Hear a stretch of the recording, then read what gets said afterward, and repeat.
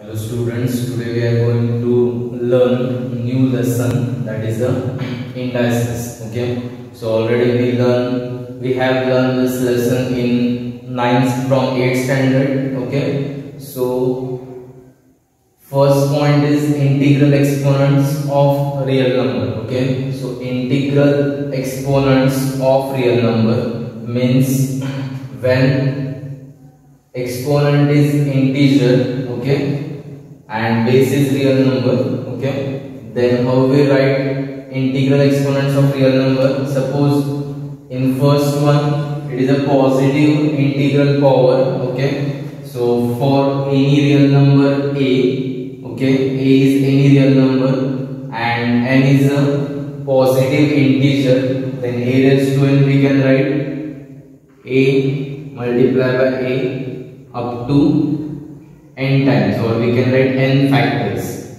Okay, so a raised to n, that means a multiplied by a up to n times, or we can write n factors. Okay, so here a raised to n we call it as a nth power of a, and a is called as a base,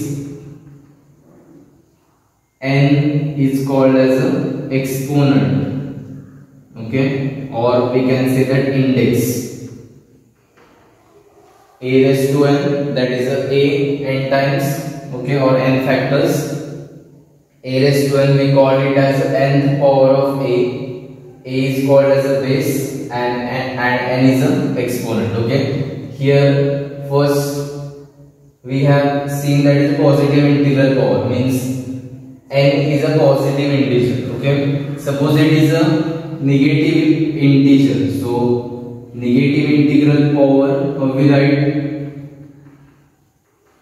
So this is, we can write a raised to minus n. So a raised to minus n, that is 1 upon a raised to n. Okay, a raised to minus n is equal to 1 upon a raised to n. Here a is any real number and n, that is means minus n, this is a negative integer. So a raised to minus n is equal to 1 upon a raised to n. Okay, so positive integral power, suppose 2 raised to 5 is there. So how we solve this? 2 multiplied by 2, okay, 5 factors, sorry, or 5 times we have to take this 2, and answer is, it is 32. Okay, so similarly a raised to minus n, suppose a raised to minus n 3 raised to minus 2. So this 3 raised to minus 2, first we have to write 1 upon 3 raised to 2, then 1 upon 3 raised to 2, that is 1 upon 3 into 3, that is 1 upon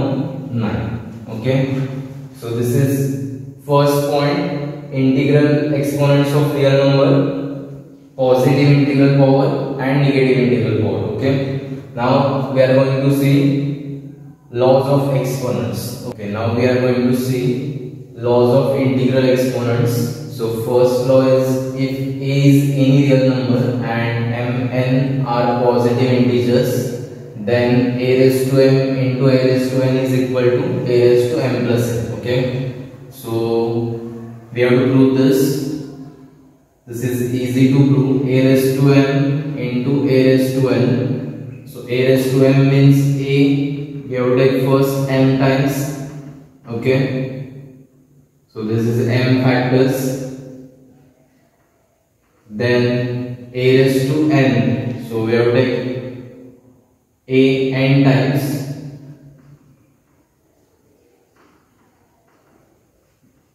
Okay, now see here, this is a m times, again a n times, so total a is m plus n time. Okay, so here I can write a, that is m plus n times, or we can write m plus n factors.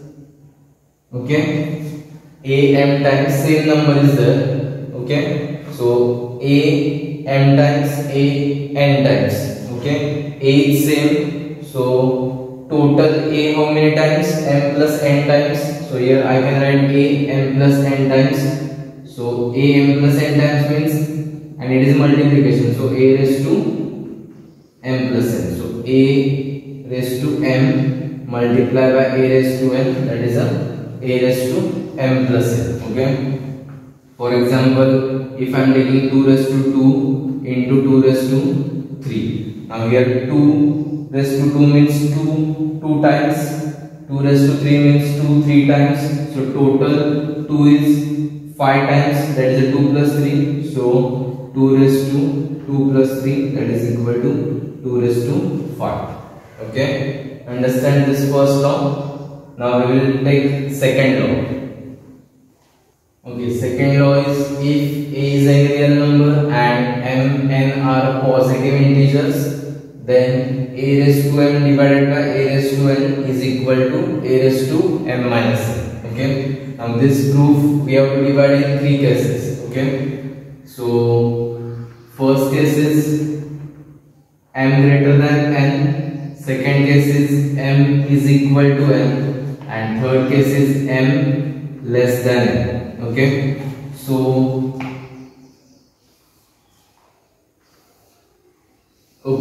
so first a raised to m divided by a raised to n, a, that is a m factors,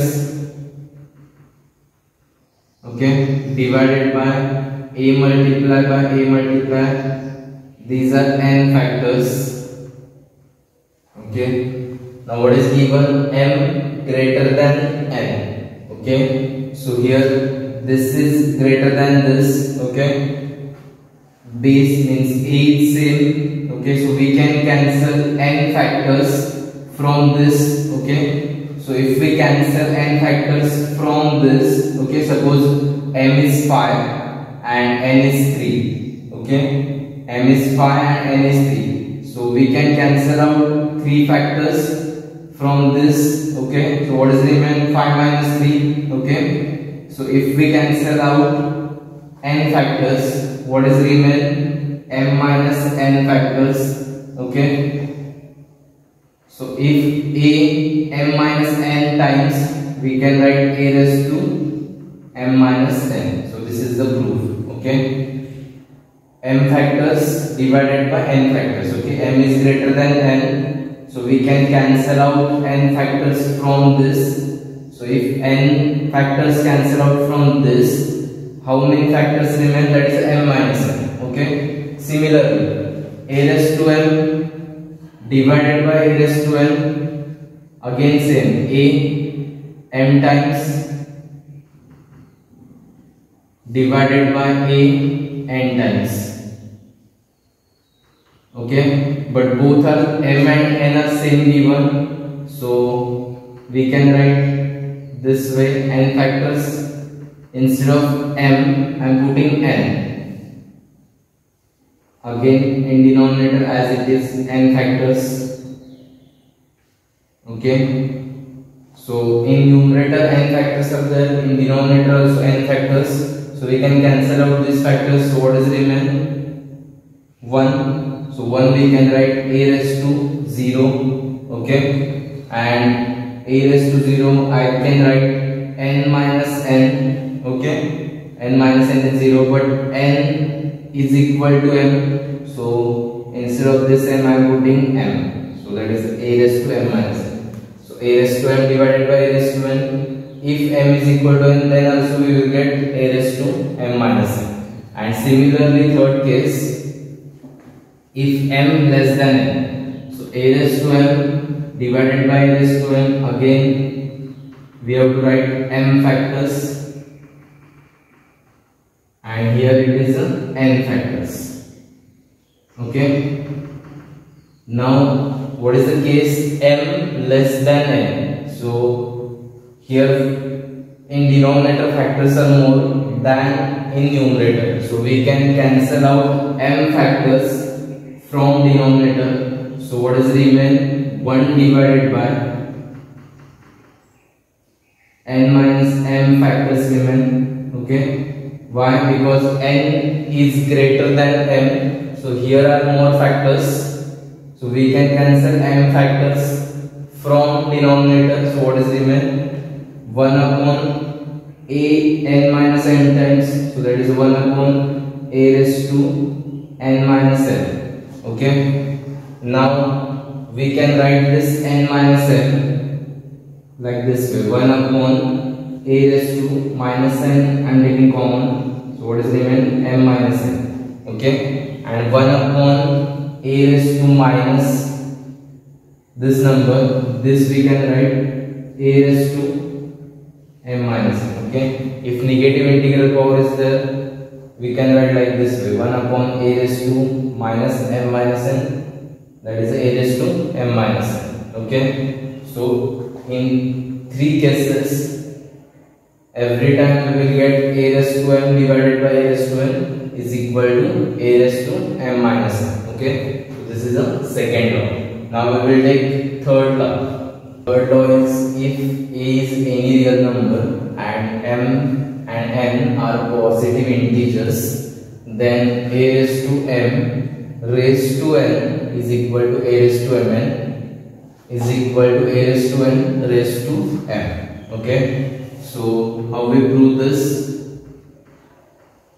A raised to m raised to n. So a raised to m raised to n means a raised to m having n factors, so we can write a raised to m multiply by a raised to m up to n factors. Okay,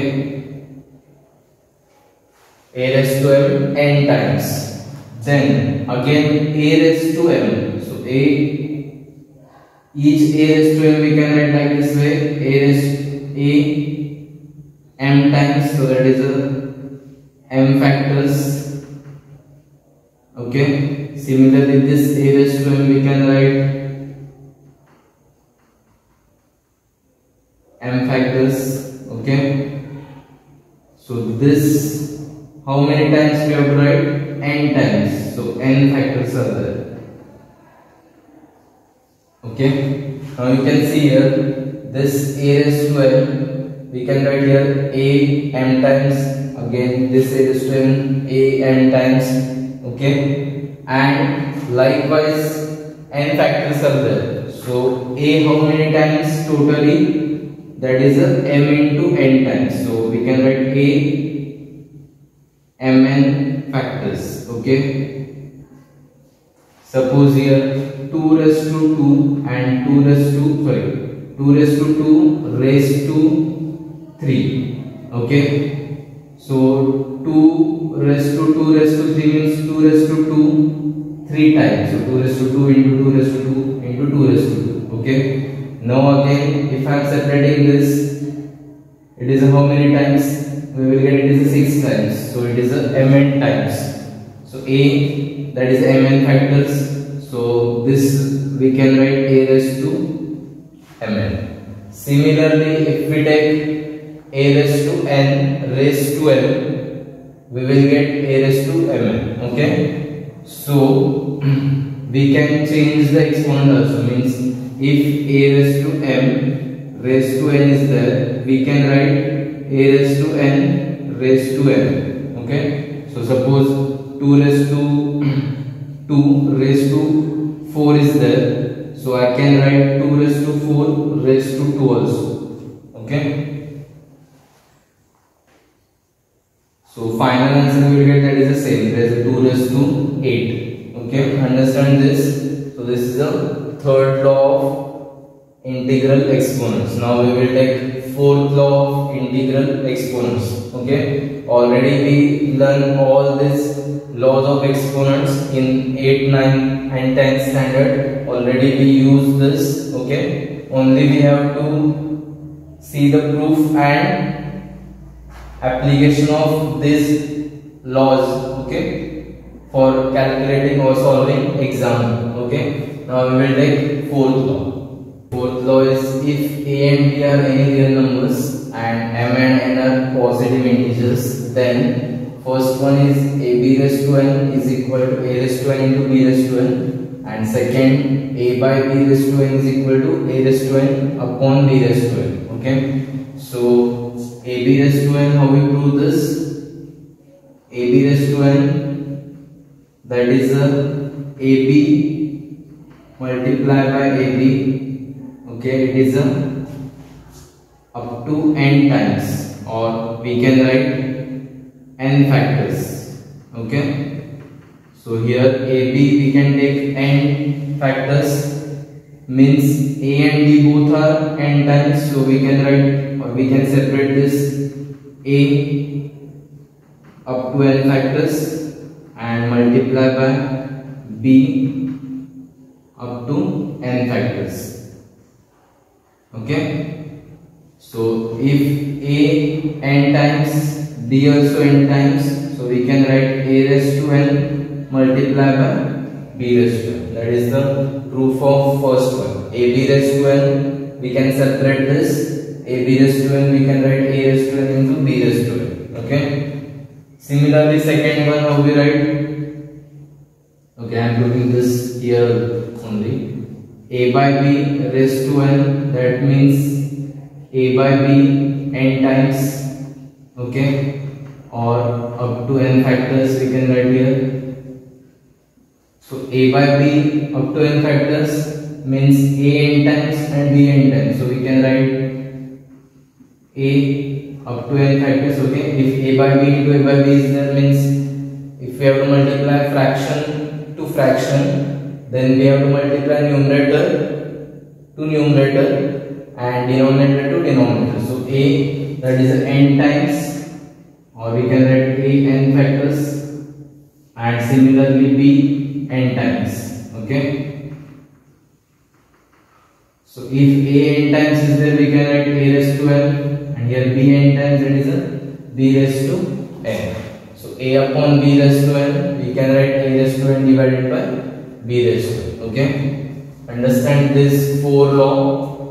So now we will solve some examples based on this 4 law, and tomorrow we are going to learn rational exponent of real numbers. Okay, here are some examples that we have to solve. Okay, before that we have to write whatever laws are there which we have learned in today's lecture. Okay, first one is A is, suppose A raised to m is there, that is A,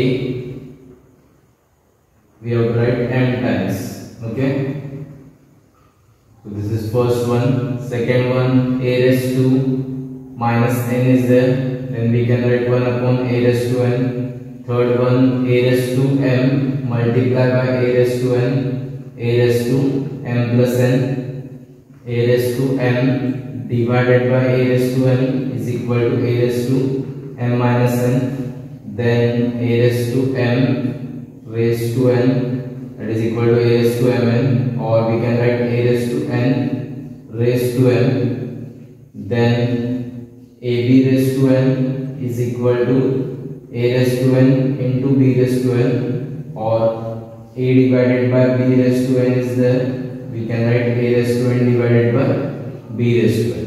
Okay, so collectively these laws are there. Now by using this we can solve these examples. Okay, so 2 raised to 3, we can write 2 into 2 into 2 3 times, that is a 8. Then 3 raised to minus 2, we can write 1 upon 3 raised to 2, that is a 1 upon 3 into 3 is equal to 1 by 9. Then 2 raised to 3 into 2 raised to 5, that is a 2 raised to 3 plus 5 is equal to 2 raised to 8. Okay, you can find the value also.